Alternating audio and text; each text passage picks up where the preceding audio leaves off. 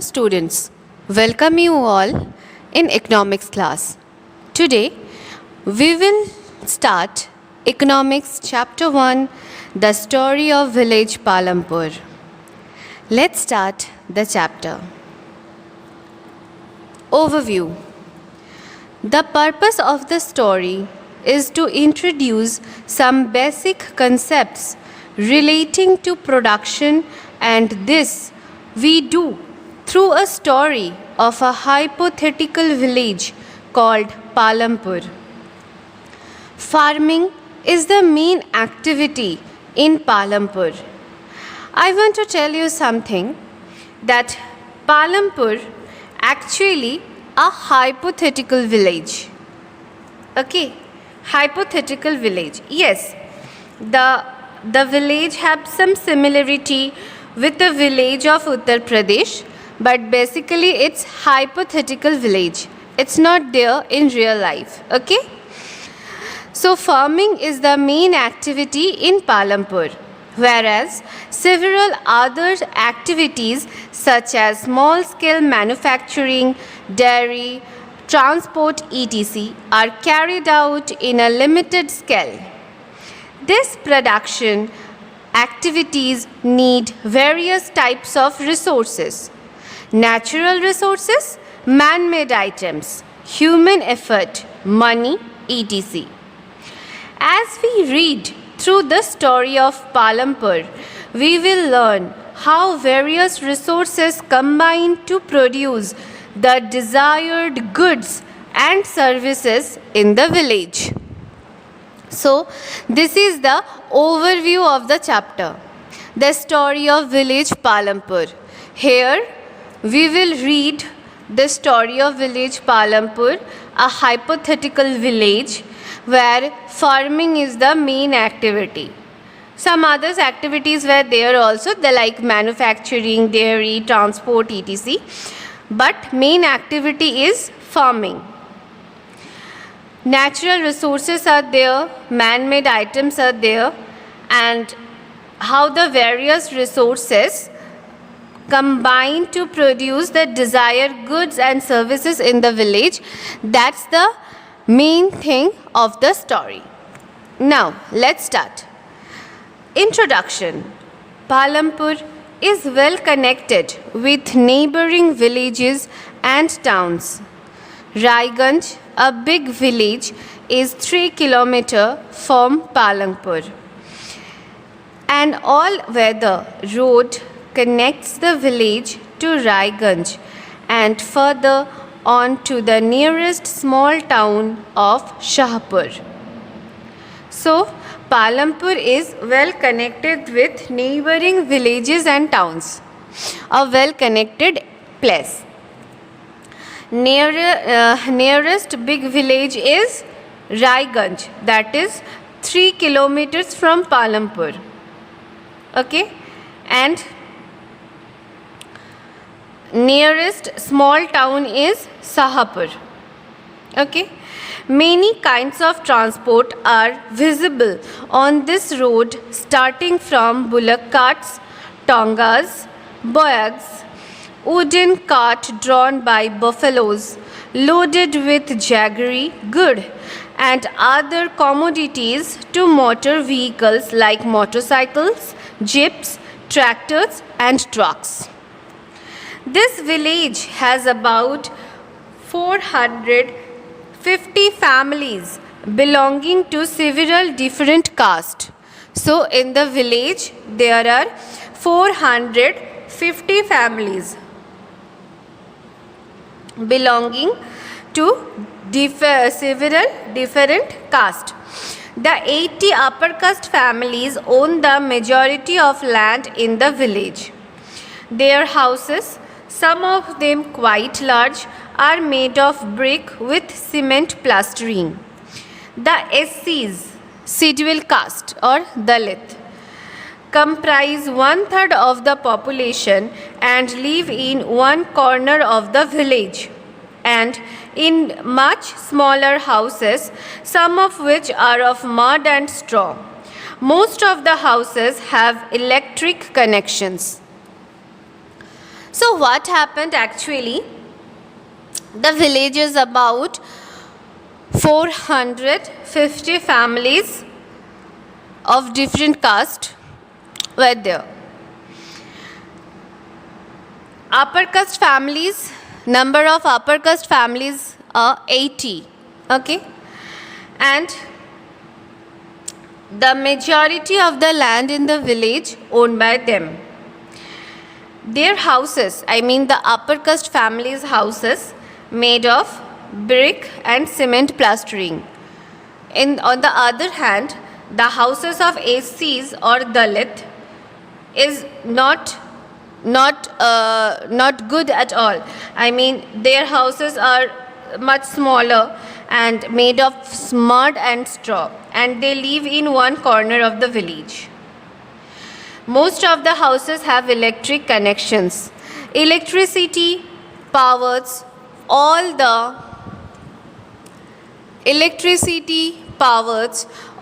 tube oils in the fields and is used in various types of small businesses. Palampur has 2 primary schools and 1 high school.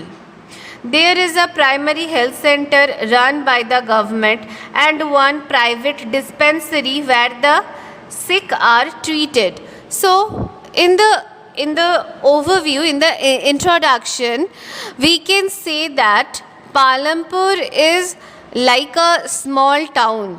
Yes, it's a village, but the village is we can say a modern village. I mean, everything is there. Two primary school is there, 1 high school is there, primary health center is there, electric connections are there.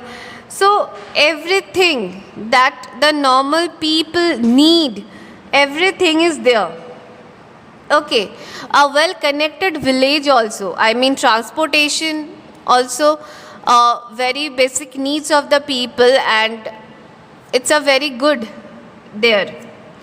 The description above shows that Palampur has fairly well developed system of roads, transport, electricity, irrigation, schools and health center. Compare these facilities with those in your nearby village.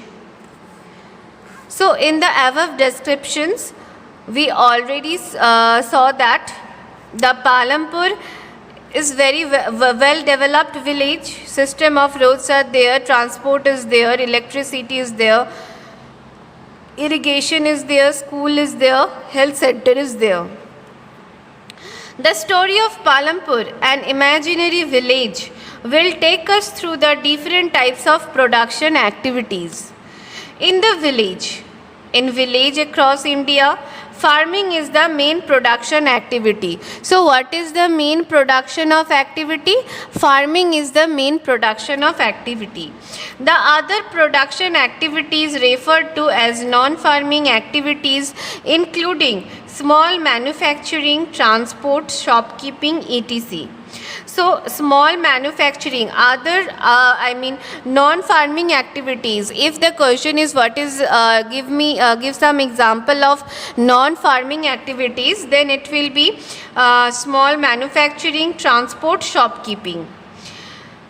We shall take a look at both these types of activities after learning a few general things about production.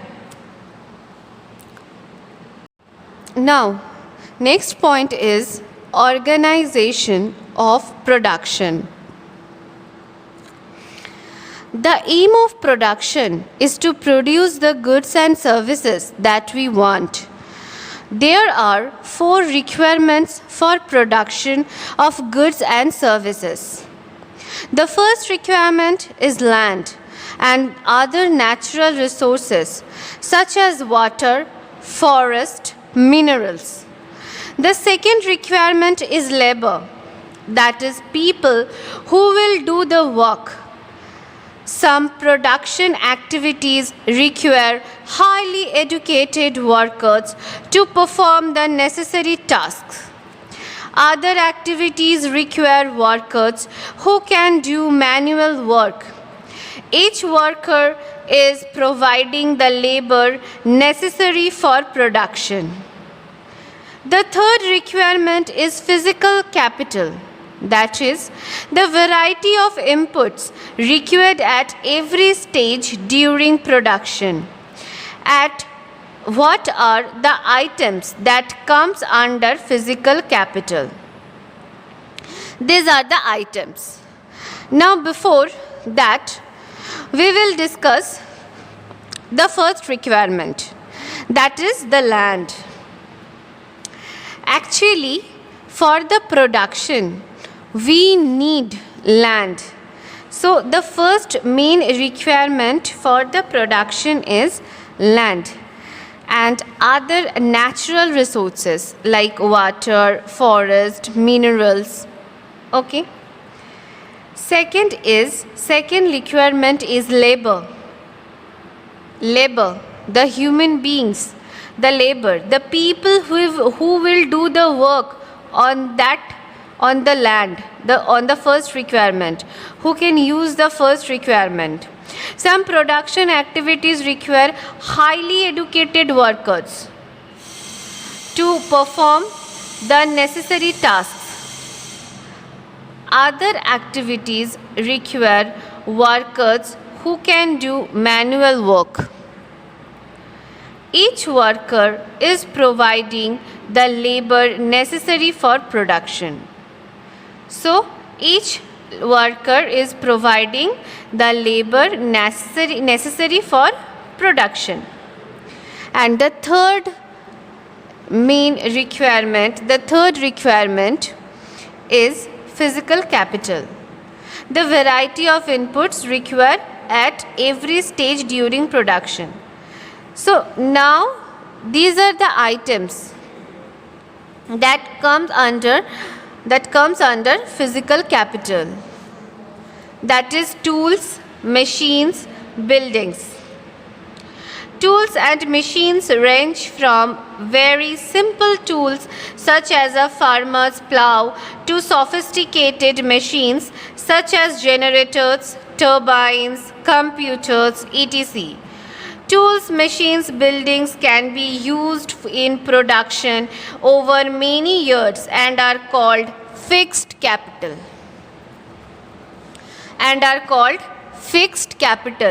So if the question is what are the fixed capital?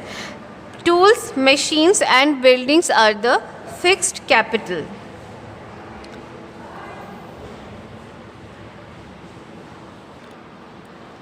Raw materials and money in hand production requires a variety of raw materials such as the yarn used by the weaver and the clay used by the potter.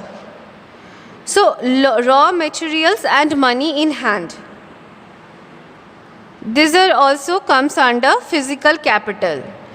Raw materials means, for example, yarn used by the weaver. Here yarn is the raw material, and clay used by the potter. Clay is the raw material. So raw materials required for the production.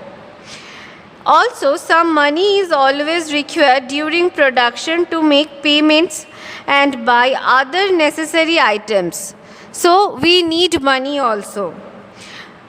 Raw materials and money in hand are called working capital.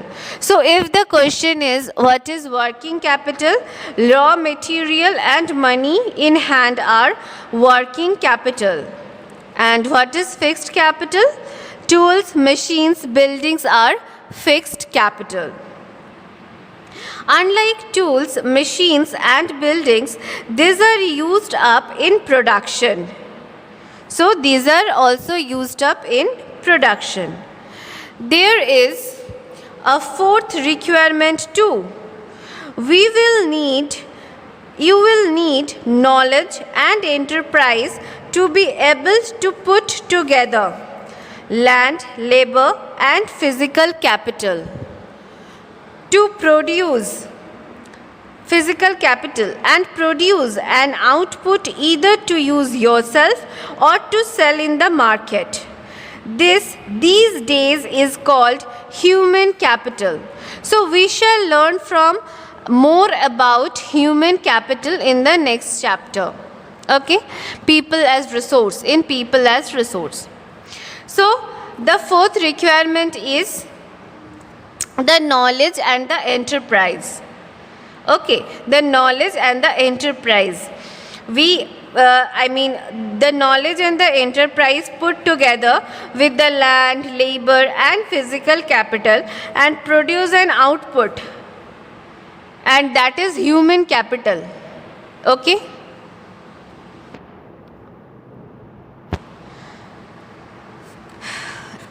Next, in the picture, identify the land, labor and physical capital used in production.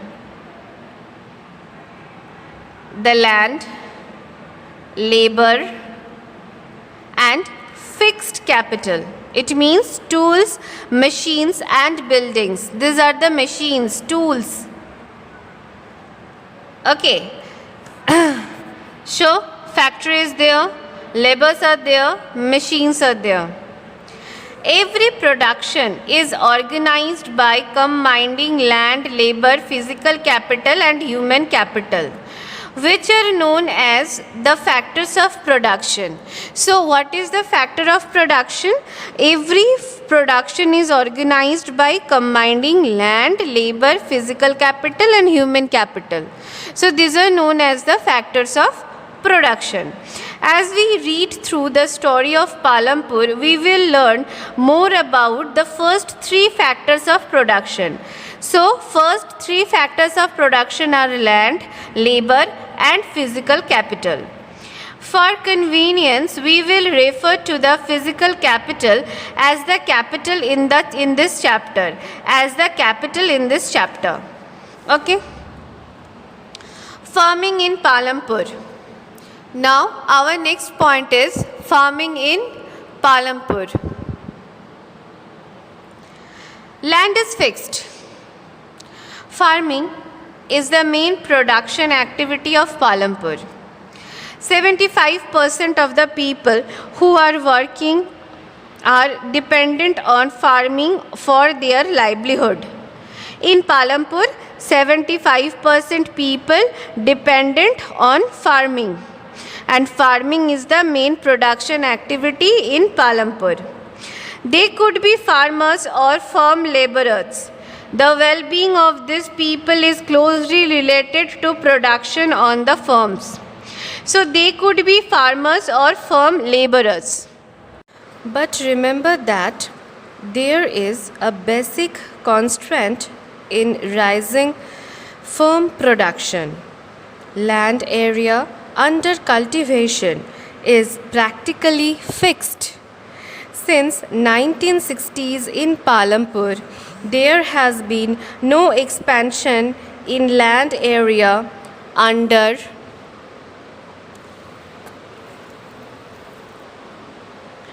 cultivation.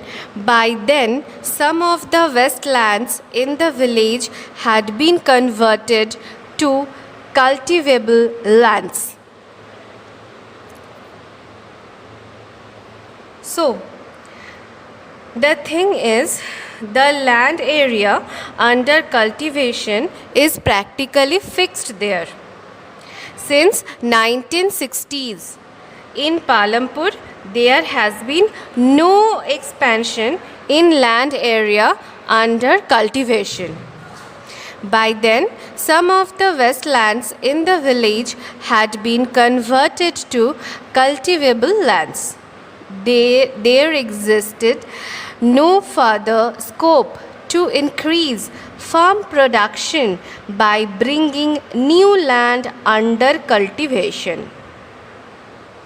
Now, we will discuss the next point, point number 2, that is there a way one can grow more from the same land? Let's discuss.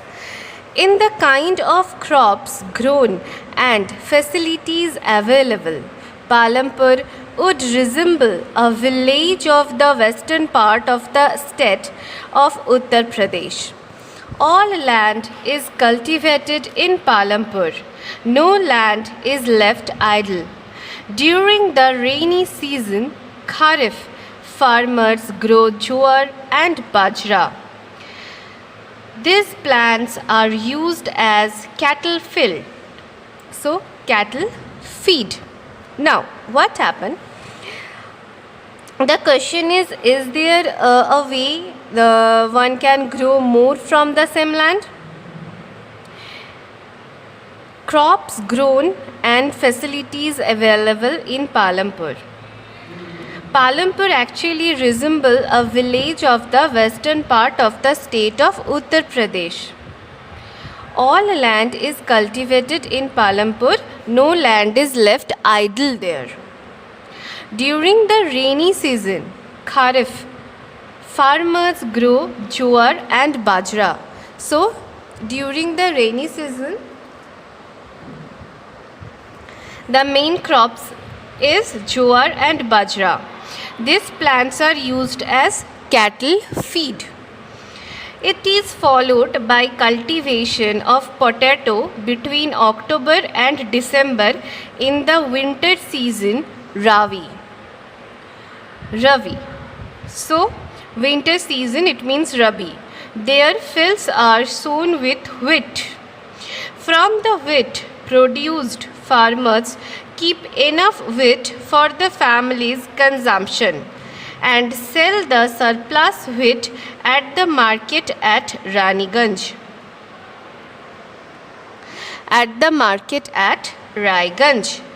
A part of the land area is also devoted to sugarcane, which is harvested once every year. Sugarcane in its raw form or as jaggery is sold to traders in Shahpur.